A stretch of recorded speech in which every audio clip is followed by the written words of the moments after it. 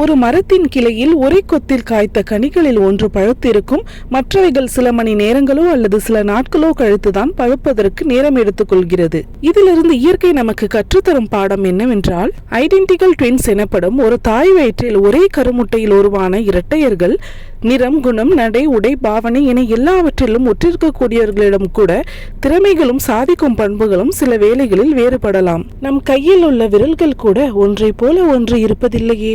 உன் சக நண்பனோ அல்லது எதிர் வீட்டில் குடியிருக்கும் உன்னை போன்ற ஒத்த வயதுடையவனோ ஏதேனும் ஒரு விடயத்தில் உன்னை விட மேலோங்கி அதிகமாக சம்பாதித்தாலோ அல்லது வெற்றி அடைந்தாலோ நீ துர்பாகியசாலி, திறமையற்றவன், தோற்று போனவன் என்று ஒருபோதும் ஆகாது.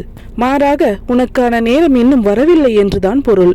எனவே கனிந்து வருவதற்கு எப்படி கால அவகாசம் தேவைப்படுமோ அதுபோல உனக்கான நேரம் வருவரை பொறுமையோடு காத்திரு, நிதானமாக. உன் வெற்றியின் இலக்கை நோக்கி அயராமல் ஓடிக்கொண்டே இரு, நம்பிக்கையை இழக்காமல்.